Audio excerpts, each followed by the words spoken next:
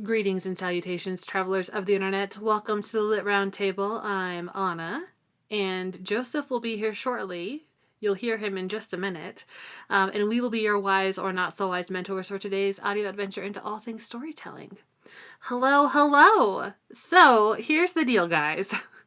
We had some technical difficulties this week, which meant that the main pod episode that we had scheduled for today was going to be either impossible or incredibly difficult to edit. And so Joseph is working on that, and he's trying to work his magic, but it may turn out that we have to re-record it. But lucky for you and for us, we had a bonus episode that was already recorded and kind of in the wings. So we are going to release that as our main pod episode. So you will hear another intro of me and Joseph doing our normal bonus content intro, which is similar but not quite the same.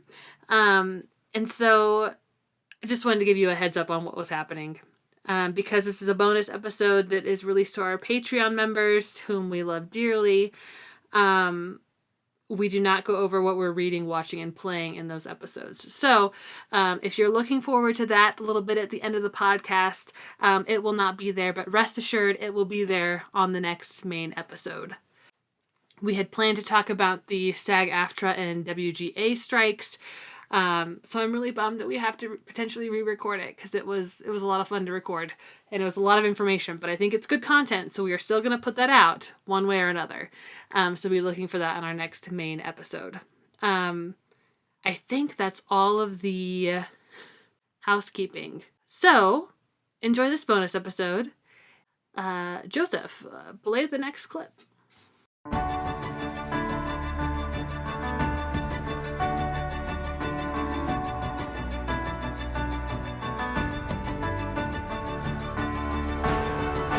Greetings and salutations, patrons of the Lit Round Table. I'm Anna.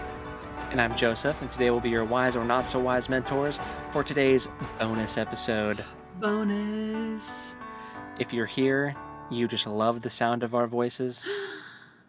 You can't get enough. Or you just really love supporting us, which we super appreciate as well. We know it's both. It's both. You can say it. Yeah. So, today... I just bonked. I'm so sorry. I just bonked my desk with my watch. I'm taking it off now. How dare you? You're fired. I know. My bad. I'm looking... Okay, so this is an advertisement. Looking for a new co-host. A new Sib nerd. That's going to be very challenging. Yeah. Since we have no more siblings. No, you're right. Unless you want to do Sib nerd in-laws. I'll find, right. I'll find someone that I can, like people when they're young in their backyards become, oh, you're my blood brother, and they like like it's super dangerous. Yeah. Like I'll have a Rhett and Link situation with someone. Okay. Anyway. Well, glad to hear I'm being replaced because my watch bumped my desk. You are of all the things so replaceable. Rude. Take it back. Hashtag canceled. Yeah, Joseph's canceled. So this is my formal exploration into finding a new co-host, too. Mm. You know what? I think it'd be better if we just stuck with each other. I suppose. Less work. That's easy. Yeah, that's easier. It's the path of least resistance, So for today's bonus episode, Anna doesn't even know what it is. It's another Shut Up and Listen to Me rant. And today, we're diving back in. It's a beautiful book. To some Silmarillion content. We're talking about maybe my favorite, if not one of my favorite, duels in fiction. Ooh, I like it. And that is Fingolfin, the High King of the Noldor, versus Morgoth, the first Dark Lord. Ooh. The original. Okay. Well. So do you know anything about this? I know the names. But you don't know you don't know anything about the actual event or the things leading up to it, correct? Not that my brain is recalling in this moment. My Cool. assumption is that at some point I probably did know something about it, but Yeah, maybe. my brain has been slowly purging things that I used to think was really important information. I'm bummed about it, but it's okay. I suppose that's Well, aging. right. Well, good. That means that I get a fresh reaction Yeah, from you. yeah. So okay, let's give some context to Okay. the duel. Um, little mini deep dive into each character, just so that you care Okay, about who they are. you showed me the type, you showed me the book, but did you actually say it was from the Silmarillion? Yes. Okay, just want to make sure. Yeah. I got distracted because the Um, cover of your book is so pretty. I was just like examining the book. I know, right? I got this from Barnes and Noble. House party. It's super pretty. It's the same kind of edition as my fancy Lord of the Rings one I got for Christmas, where it has like the Oh my Tengwar gosh, it's on the side. stunning. Yeah, it's gorgeous. Oh, And the I inside need. Oh no. has that map thing. Oh, I Sorry want. about. Ooh! If you take off the dust jacket. Oh no, that's Oh, awesome. Joseph, I want it. Oh my stars, It's it's gorgeous. beautiful. Well, I was I have. examining the crest on the front. I Mhm. believe it's the crest of Melian. I'm not sure, but the three things on the outside are like the Silmarils. I know Yeah. that's not the star of Feanor. So No, I just know that when I was on theonering.com, I had a banner for a while, and I picked hers because it was so pretty. that tracks. Yes. I wonder if the back Anyway, has anything. No, it doesn't. That's okay. not to derail you any further. I'm sorry. It's No, just it's fine. admiring the stunning copy of the Silmarillion that you have. Thank you. Oh, and it has a little ribbon bookmark, so Ah, I marked the page where this duel takes like a place.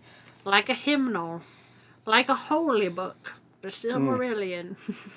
I saw this funny thing online where it's like there's going to be some apocalyptic event and humanity is going to get wiped out, and then like the aliens are going to come to Earth and pick up a copy of the Silmarillion, and they're going to think that it's history or something, and it's it's going to be regarded as like a holy text.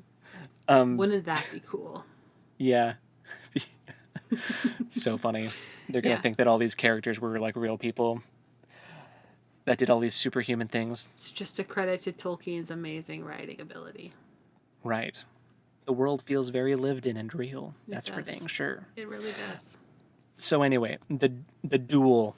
So, the two characters, Morgoth and Fingolfin. So, Morgoth might have touched on him before. The Okay, I original, definitely know a lot about Morgoth. right? Just Of course, he is the original Dark Lord. mm-hmm, Like in Fellowship of the Ring, when Gandalf says a Balrog of Morgoth, mm-hmm, that's who he's talking about. So he is the one. He's responsible for basically all evil things in the world. He mm-hmm. was there when creation was sang into existence. He created discord in the song, and that's where evil comes from. He We did an got episode on some. that. We did. We did a bonus episode about the first chapter of about the first section of the Silmarillion. Oh yeah. So you can go back and watch that for more information on that event. It's very fun. Mm-hmm. He recruits some lesser angelic like fire spirits to join him, and those are the Balrogs. Some other of the like the Maya, like Sauron is a Maya, a lesser god type figure. But anyway, then he was called Melkor. A bunch of drama happens. He gets called Morgoth. He's the original Dark Lord, super powerful. He's basically the devil. Like Mm-hmm. that's the role that he takes Right. in the story. Right. And he wouldn't be like it's not Hades if he doesn't have the underworld.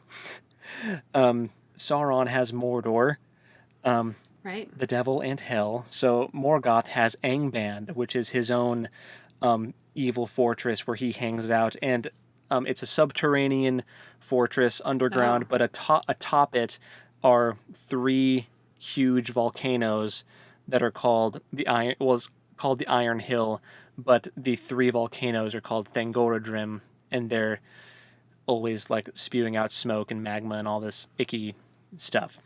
So where is that in relation to Middle Earth?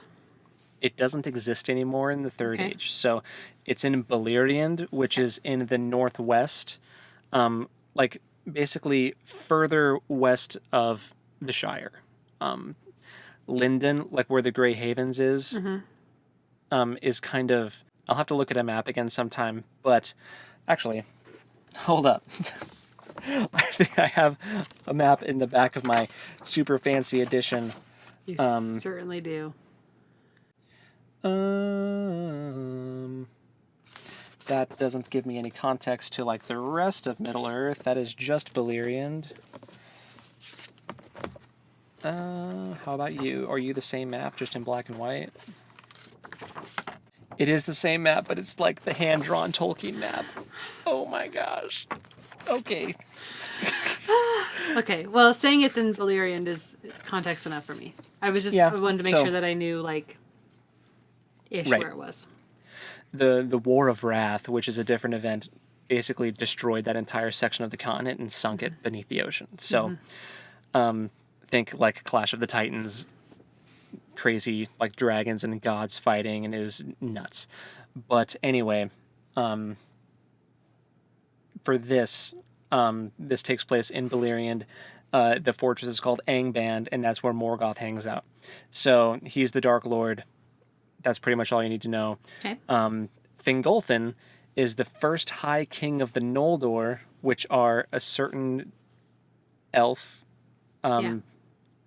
I almost said subclass, like it's D&D. Kind of. It's like I was going to make a joke about Fingolfin likes to hang out with the dolphins. Fun fact, he actually sounds like a dolphin when he speaks. He just chirps like that. Fingolfin. Like in the Rings of Power, you know how Gil-galad is the High King of the Noldor? Same people. That, like, Rivendell, that's the type of elves they are. This is Gil-galad's grandfather. Okay. Fingolfin. So, since he's not around in the Rings of Power, you can kind of guess where this is. Dude, the elves may be immortal, but they are real good at getting themselves murdered. Yeah. So. Oh, you don't even know. So. And, well, I do, kind of. Right. So, basically, Fingolfin is a super, super cool figure in, like, the Silmarillion lore. He's the first High King of the Noldor. He basically came over on the Helcarax, the ice bridge up north, when Feanor betrayed the other elves and stole all the ships and like killed other elves, and it was really controversial.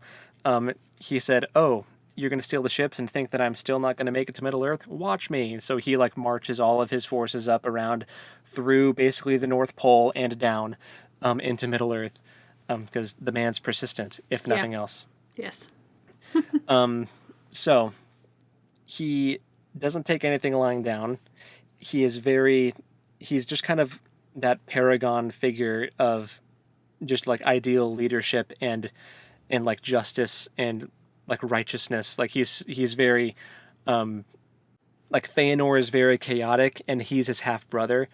And he's like really, Feanor was like really, really skilled. He created the Silmarils that this whole story is about, but Fingolfin is kind of the even keel type one. But anyway, there's drama happens. Fingolfin ends up being the king because of events that I don't have time to talk about. The elves have besieged Angband and surrounded it for like 400 years. And they've had a period of relative peace where they've managed to contain Morgoth and his forces in the vicinity of Angband for 400 years. By keeping him underground, or are they also underground, like keeping him from expanding underground? They're not underground, like keeping him at bay underground. They're above ground still, besieging the fortress of Angband, preventing the orcs from like coming up and doing stuff, or like Balrogs and whatnot. So that's where we are. So point of reference, like in Rings of Power when they're like underground, like that is kind of like Angband. but not because it's Mordor. When? But when they're just like they're digging, they're tunneling. Oh, in Mordor? Mm-hmm. Yeah, I mean, I think it's just a thing that Tolkien likes. I think he likes the bad guys to be subterranean dwellers, you know? Okay. I think, Interesting. Okay. like Angband is like a subterranean fortress. A lot of the elves also have a lot of subterranean fortresses, to be clear. Mm. It's a thing that pops up a lot. Okay. All right, that's fine. Maybe something to do with, you know, the World War One trench warfare stuff. I don't know. Well, I mean that's the Dead Marshes, Yeah. but yeah. So Carry on. it's a thing. It's a thing that happens. So anyway, that's kind of where this whole situation starts. Now, the Noldor elves are in a pretty good position of power. They're besieging him, Morgoth that is, for 400 years. It's been chill. They're vibing. But Morgoth is not just chilling for 400 years. He is like building up his forces and amassing his strength. This is when he is starting to breed and create dragons, and he is planning on unleashing this force upon the elves once the time is right. And it's called the Battle of Sudden Flame Ooh. because when he decides to do it, Thangorodrim, the three big volcanoes, erupt dramatically, and basically a bunch of the elvish kingdoms are caught in lava flow and destroyed. Wow. By Thangorodrim, and this is also when he releases Glaurung, the first dragon, the father of Oh. dragons, Oh. for the first time. Well, yeah, actually released for the first time. He had been encountered once before when he was young. He got out when he wasn't supposed to. Sounds like a dragon thing to do. And then Morgoth's like, "You weren't supposed to go out yet. Now they know about you." But now he's fully grown and he gets released in earnest. And basically the elves get wrecked. They get just completely stomped into the ground. A bunch of the sons of Feanor have to flee south. A lot of Fingolfin's sons' forces get destroyed. So it was a really, really bad time. And a lot of the elves retreated to the kingdom called Hithlum, which is where Fingolfin kind of reigned. The elves kind of separated themselves out into these little mini kingdoms, and Hithlum was where Fingolfin was. And they had really high mountains there, so they were able to escape from the flames, Okay. but they still only barely managed to defend their actual fortress from the orcs that were also coming out to attack. But they did. But basically, it appeared to Fingolfin that, and the actual sentence is, "Now news came to Hithlum that Dorthonion was lost and the sons of Finarfin overthrown," sorry, Finarfin, not Fingon, that I said earlier, "and that the sons of Feanor were driven from their lands. Then Fingolfin beheld, as it seemed to him, the utter ruin of the Noldor, and the defeat beyond redress of their houses, and filled with wrath and despair, he mounted upon Rakalar his great horse, and rode forth alone, and none might restrain him." So Oh. he He's is mad. basically like, Big man. yeah, he is enraged, he's furious. It's just like righteous paladin fury. Yeah. He's ready. He's like, "Oh, you're gonna kill all my men, huh? Well, I'm gonna go mess you up." So it continues. "He passed over Dor Newfauglith like a wind amid the dust, and all that beheld his onset fled in amaze, thinking that Orome, the god of the hunt, himself was come, for a great madness of rage was upon him, so that his eyes shone like the eyes of the Valar. Thus he came alone to Angband's gates, and he sounded his horn, and smote once more upon the brazen doors, and challenged Morgoth to come forth to single combat, and Morgoth came." Whoa. So Dude, that's so cool. I know, I'm I just know, so blown away by how cool Tolkien's writing is. it's so good. It's so good. So basically, I'm going to read this in chunks and kind of talk you through it too. The reason it says smote once more upon the brazen doors is because Fingolfin already tried this once before, and Morgoth didn't come out. Oh. Oh, so he's like, nah, we're going to do yeah. this. when he first brought his forces across the Hellcarax and down into Beleriand, he tried this. He tried to just go straight to Angband, knock on the door, be like, "Come fight me, bro." And then Morgoth was just like, "Nah." So that's why it says once again, smote upon the brazen doors. But now Morgoth's coming out. So continuing on.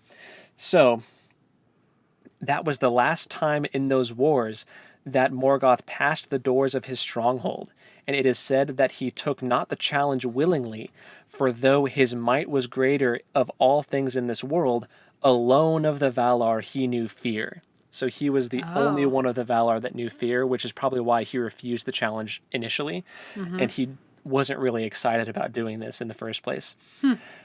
But he could not now deny the challenge before the face of his captains, for the rocks rang with the shrill music of Fingolfin's horn, and his voice came keen and clear down into the depths of Angband, and Fingolfin named Morgoth Craven and Lord of Slaves.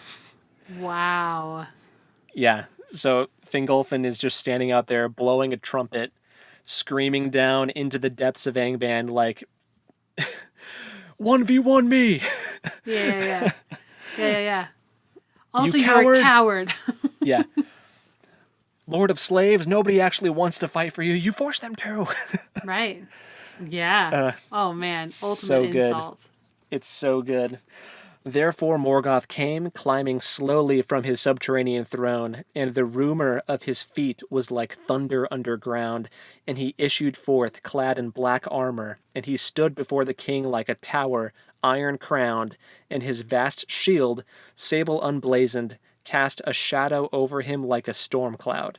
But Fingolfin gleamed beneath it as a star, for his mail was overlaid with silver, and his blue shield was set with crystals, and he drew his sword, Ringil, that glittered like ice.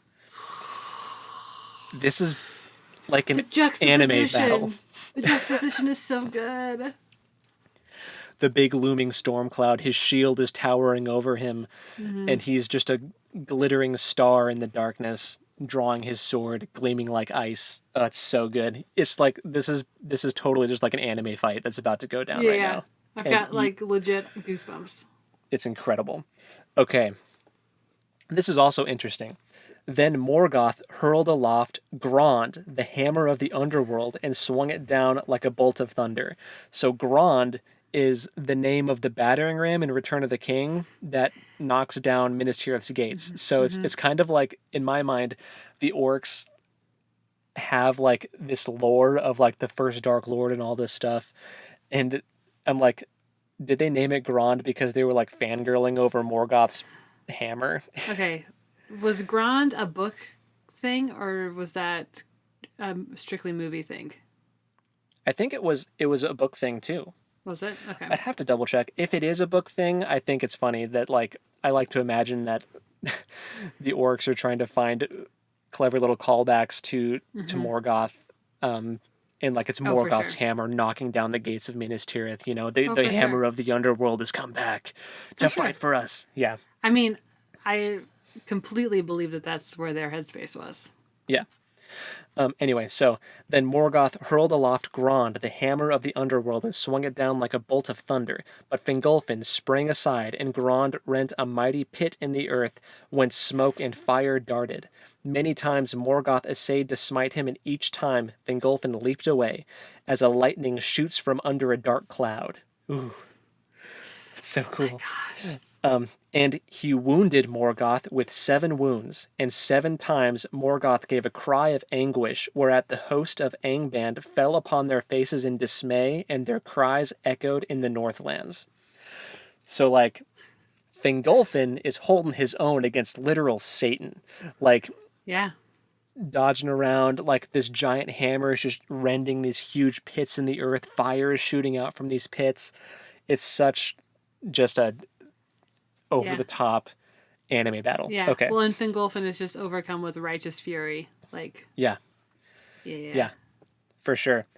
But at last, the king grew weary, and Morgoth bore down his shield upon him. Thrice he was crushed to his knees, and thrice arose again, and bore up his broken shield and stricken helm. But the earth was all rent and pitted about him, and he stumbled and fell backward before the feet of Morgoth, and Morgoth set his left foot upon his neck, and the weight of it was like a fallen hill. Yet with his last and desperate stroke, Fingolfin hewed the foot with Ringil, and the blood gushed forth black and smoking, and filled the pits of Grond. So, Ew. so he trips and falls into one of these pits that Grond made. Morgoth steps on his neck to just pin him down and kill him, and Fingolfin, just with his sword, last ditch effort, just like hacks into his foot, just like as a final kind of middle finger to Yeah. to the Dark Lord. And hits like an artery or something in the foot. And the blood gushes out and fills up all the pits. Like, yeah. ooh, that's You know, metal. Tolkien has a habit of having people accidentally stumble to their death. I'm thinking of like Gollum falling into the Yeah. to Mount Doom ultimately. Hey man, footing is important. It is. Maybe I the think- most important. And I think it makes the characters real, right? Like, yeah, people stumble or they fall backwards and Yeah. Thus died Fingolfin, High King of the Noldor, most proud and valiant of the elven kings of old. The orcs made no boast of that duel at the gate, neither do the elves sing of it, for their sorrow is too deep. Yet the tale of it is remembered still, for Thorondor, king of the eagles, brought the tidings to Gondolin and to Hithlum afar off, and Morgoth took the body of the elven king and broke it, and would cast it to his wolves, but Thorondor came hasting from his eyrie among the peaks, and he stooped upon Morgoth and marred his face. heck The yeah, rushing- man. Yeah. The rushing of the wings of Thorondor was like the noise of the winds of Manwë, the god of the winds. Yeah. And he seized the body in his mighty talons, and soaring suddenly above the darts of the orcs, he bore the king away. And he laid him upon a mountain top that looked from the north upon the hidden valley of Gondolin, and Turgon, coming, built a high cairn over his father. No orc dared ever after to pass over the mount of Fingolfin or draw nigh his tomb until the doom of Gondolin that was come, and the treachery was born among his kin. Morgoth went ever halt on one foot after that day, and the pain of his wounds could not be healed, and in his face was the scar that Thorondor made. So Dude. Morgoth now has a permanent limp, and the pain from the wound, the 7 wounds that Fingolfin gave him, will never go away, and now his face is all messed up because the king of the eagles at that time just raked his talons across his face to prevent him from messing with Fingolfin's body. Okay. It's so cool. Now, okay, I'm just like in awe of the eagle intervening because in The Hobbit and The Lord of the Rings, they have a pretty like strict no intervention policy. Yeah. Unless like, but I guess they do have a habit of snatching people out of bad situations. Right. Right. And I mean, the eagles are primarily messengers of Manwë, but this is in the first age, they definitely have more of a role. Okay. Like the Valar are a little more direct Yeah. in their That's their true. interventions in this moment of history. I mean, Morgoth himself is one of them. He's one of the Valar. Right. So yeah, it's just I love that Fingolfin is just like, oh, you're going to literally destroy my armies and kill almost all of my men and just destroy the elven kingdoms. Well, I'm going to make sure that you have a permanent limp and chronic pain. Yeah. Like, Yeah. you might I'm not kill going me. down without a fight. Yeah. Right. You're going to kill me, but you will never forget me. No, certainly not. So it was just so yeah, again, one of my favorite duels in fiction. Just this elf king versus the devil, and actually holds his own for a time and managed to injure him. Yeah. I mean, it's unusual that you would pick a duel where the good guy win to be a favorite duel. Right. But Right. it's pretty cool. It's so epic. I mean, it's tragic. Yeah. Certainly, because I mean, Fingolfin was one of my favorites from when I first met him in the story. Just because he was kind of like pitted as the reasonable good guy versus Feanor's bad boy, like rebellious So type. he's You know? the Ned Stark of the First Age Yeah, elves. no, that's a good analogy actually. Yeah, he is kind of the Ned Stark of of the Noldor. Yeah. Yeah, but I also love the eagle imagery where he's able to come back and rescue at least the body. You know, Yeah. very very cool, and he's able to. And they were able to build him a cairn. Yeah. So that's like it's a collection of rocks. It's like a Right. monument. Yeah. Right. Looking over Gondolin, which Turgon, the king of Gondolin, is his son, one of his sons. Okay. So Gondolin at this time is a secret kingdom that the bad guys don't know about. They don't know where it is. So it's cool that he thought that all of the elves were going to be destroyed, but he got his monument placed somewhere where the forces of evil don't know about. So it's kind of cool that it's like, yeah, you And thought that all hope was lost, but yeah. there's still remnants out there that are going to keep fighting. Yeah. And overlooking his kin, Yeah, that survived. looking after his boy. Survived for a time. Yeah, yeah. Okay, so my question was going to be because I know that they're all related, but how is Galadriel related to Fingolfin? Galadriel is related to Fingolfin. Oh man, so Galadriel is also, niece, maybe. Who's her dad? I'll have to double check. I have the book in front of me. There's got to be a family tree somewhere nearby. Here we go. That's right. So I was right with niece. Okay. So Finwë was the first head Noldor guy. With his original wife, he had Feanor. With his second wife, Indis, who is from the Vanyar elves, which are notoriously blonde-haired, which is why Galadriel has blonde hair. Second wife was Indis, and Fingolfin and Finarfin are brothers, and they are the daughters of Indis.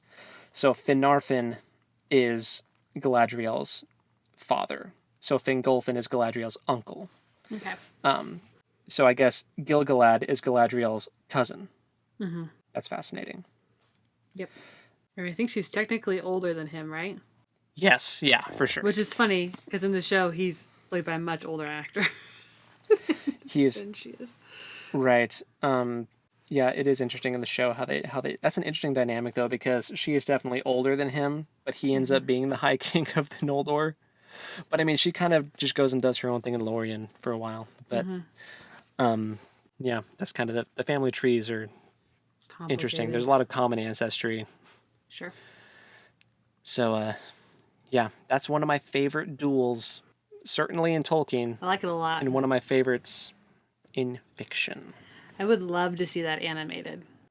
Yeah, for sure. Just with like over the top. I'm talking like Demon Slayer level like budget for like Yeah. animation. Yeah. That'd be so cool. Or like even, I wonder if there's fan art out there of it. I'm sure there is.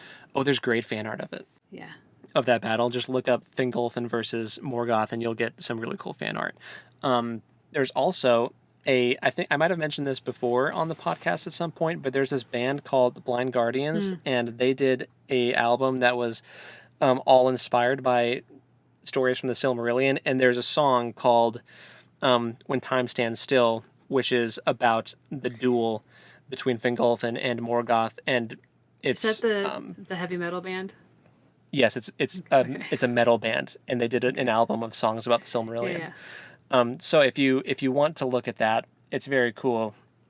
When Time Stands Still at the Iron Hill is what the song is. So Okay. it's very cool. Okay. Is that the one you had me listen to in the car?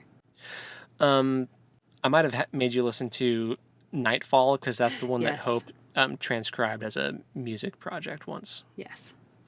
Yes. That one is also very cool. It's about when the trees got destroyed. I'm like not a metal head, but neither Yeah. are you though.